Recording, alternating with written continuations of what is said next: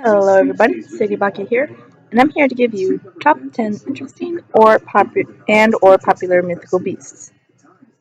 Now, I know I haven't been doing top 10 lists in a while, but I've been lazy and I've been playing all sword and drama. So, yeah, without further ado. At number 10, we have the Baba Yaga. Now, it says here in this book that I got from my great aunt, the Mythic Bestiary. It says here, anyone familiar with the Grimm brothers' story of Hansel and Gretel will recognize favorite motifs from the Slav accounts of Baba Yaga. Innocent wayfarers find their way to a glade in a deep pine forest where they see a strange dwelling. They notice with horror that the pickets of the fence surrounding it consist of human bones, topped with skulls. As for the hut itself, Russian folklore adds a surrealistic note. It stands, and sometimes moves, on chicken legs, clearly indicating the supernatural powers of the awful creature who lives within.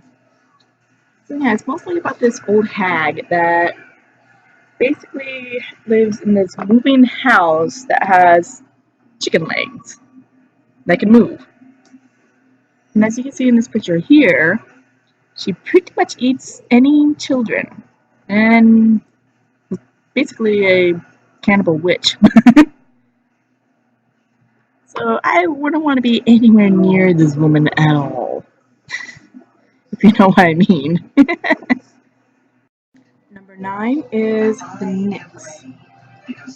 Now, it says here in the book, next to the name, that it's a seductive water spirit of the European legend. And it says in the book, the folklore of Germany, Scandinavia, and the Slavic lands was rich in stories of Malgian water spirits that tempted unwary humans to their deaths. Kind of like sirens.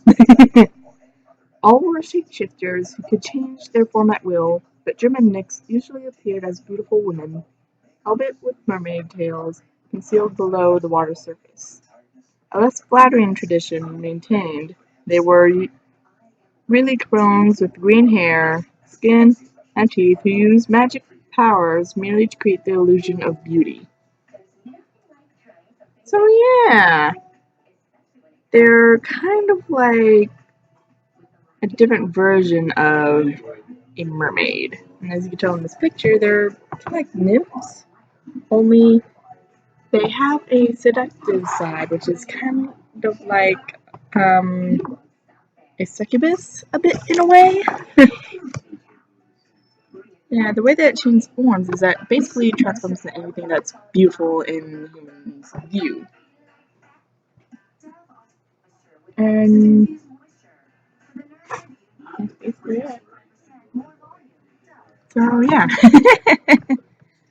it's like a water mermaid.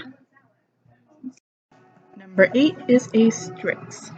Now, in the book it says a Strix is anyone who has seen a barn owl hunting in the twilight as great wings white against the shadows knows how awesome the birds can be. People woken by the cry of a screech owl in the small hours have most likely shuddered at its eerie call. From such characteristics, the Romans created the Strix, a supernatural creature of the night that preyed on human flesh and foretold doom. So more into the story. It's more of like a ginormous owl that hunts humans in the dead of night. It's a little bit freaky, but yeah, if you hear it screech at night, it means that it's coming after you and all that. And pretty much, it's pretty huge. And the wing size is mostly about 6 feet. Yeah, it's pretty huge. Number 7 is the Lamia. Now, to some of you, you would know who this what a Lamia is. If you've seen that one anime, Monster Girls or something like that. Can't remember the name. That Mia character. Anyways, these are of Greek myth. Now, unlike the Gorgons, like Medusa, the Lamias are actually the daughter of Belus, king of Egypt. And she ruled over Lamia and all that. For her beauty attracted the attention of the mighty Zeus himself and all that. So basically, she is a half human, half snake, and she is a cannibalistic temptress. And basically, a Lamia seduces young men in order to eat them. So yeah, it takes a whole new level from being. Beg my pardon, I burped. Incoming again. Sorry. Whole new meaning to. How can I be able to say this politely? Of someone that seduces men a lot, like a succubus, and just plain eats the man afterwards. Yeah. Number 6 is the Skelky. Now these are shape-shifting people that are actually seals. Yeah, they shape-shift from, I believe, baby seals. Yeah. It says here, anyone who has watched seals in the seas offshore has likely been struck by how human they can seem. Animals like us, they show a curiosity and playfulness that strikes a chord of sympathy that crosses the barrier of species. So it is maybe not surprising that communities living by seal-infested waters should have developed legends of the Skelkies. Seals that could literally anthropomorphize, taking on the appearance of men and women by shedding their seal skins. So basically, they were a seal and then they just shed like a caterpillar or a lizard would, if you will, and just become like a human being. Which to me, if I saw in real life, I would possibly like freak the F out. Not kidding. I'll just literally just freak out. Number 5 is the Tengu. Now, this is what it says in the book.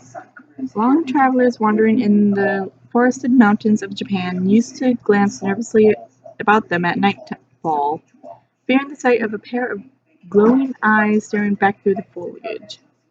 Chances were that the creature might be a Tengu, one of a race of spirits, half bird and half human, that haunted remote woodlands, said to be emanations of Susano,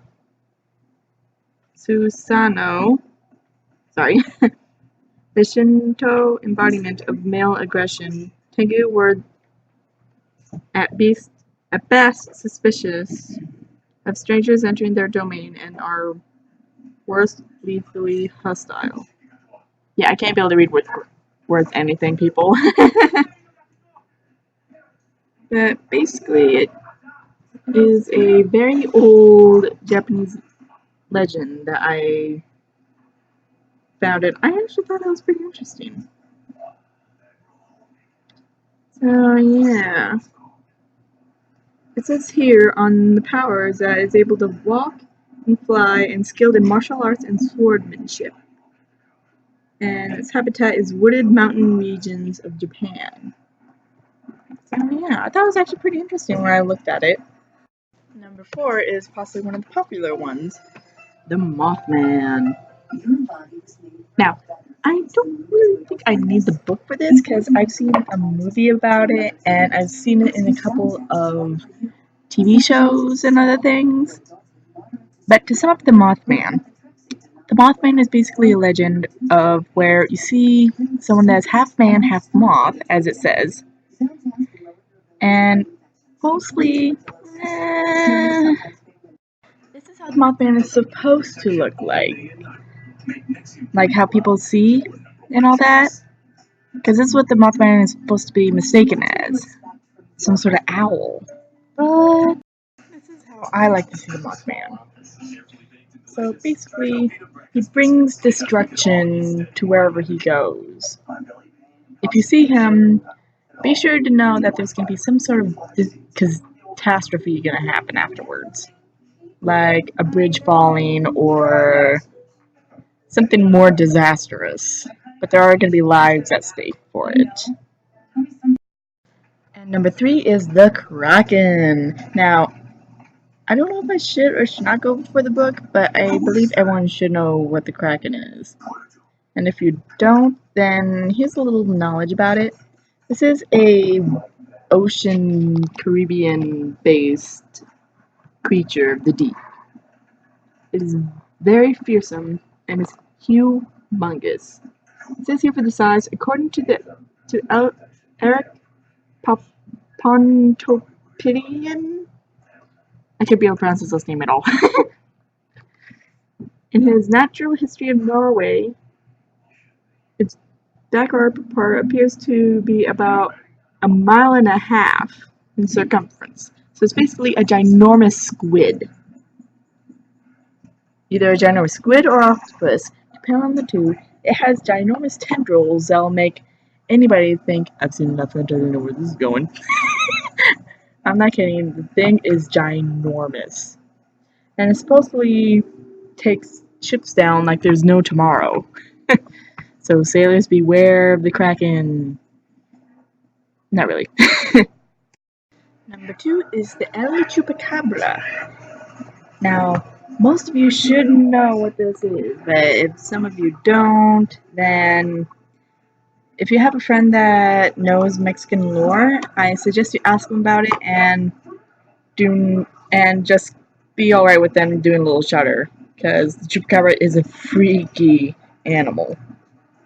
Now, the Chupacabra is a blood-sucking predator, or a modern myth, as it says in the book. So it's basically a goat sucker. It drains the blood of any animal nearby, basically. And its size is typically 3 feet tall, or higher, but it's normally 3 feet tall, like the size of a dog. Very hairless dog. And mostly, as its appearance, as it says in the book, it varies. Some describe the creature that it hops like a kangaroo with a dog-like head and body that may be either scaly or very, very less furred. Some of them report of it as a hairless dog with very big eye sockets and a pronounced spinal ridge. But it basically kind of looks like a very mutated dog that is hairless.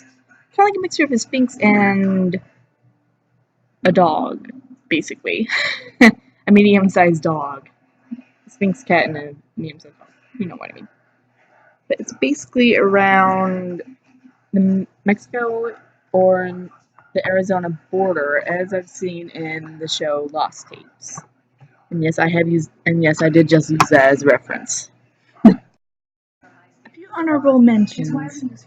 Yeah, I can't spell honorable mentions, so you're gonna go with a few mentions. The honorable mentions would be Cerebus, the Unicorn, Yukiona, and I'm digging through the book. Some Cyclopses, zombies and ghouls, giants, the Phoenix,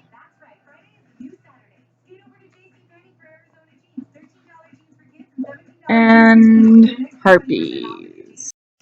Okay, I have to admit this now. This picture legitimately really freaked me out. I mean, look at it. It's so creepy. Anyways, Number 1 is the Windigo. Now, I chose the Windigo as number 1 because after watching sorry, the game Until Dawn, I have to say they did remarkably good. I mean, just look at that. They did really good of it. But all in all, the Windigo is actually a Native American legend, as I've been hearing about in lots of videos and all that. It's mostly of people going basically turn into a cannibal. If you eat human flesh, you magically get some sort of powers. Like you become fast, and you're incredibly strong, and you pretty much turn into something that isn't human, as you can tell by this creepy picture. Ugh. And all you do is just eat and eat and eat human flesh. So yeah, as it's shown in the game Until Dawn, you pretty much do become a cannibal and supposedly you turn into a Windigo. And that's my top 10. I hope you guys liked it. Be sure to subscribe for more top 10s and a couple of Let's Plays, if I could get around to it. Also, I will not be here tomorrow because I was planning on doing a Let's Play, but tomorrow I'm going to be going to the Connecticut Mohegan Sun Comic-Con. If some of you guys are near there, look for me. I will be dressed as a ghost, basically. So, yeah, I'm going to be dressed up as a ghost.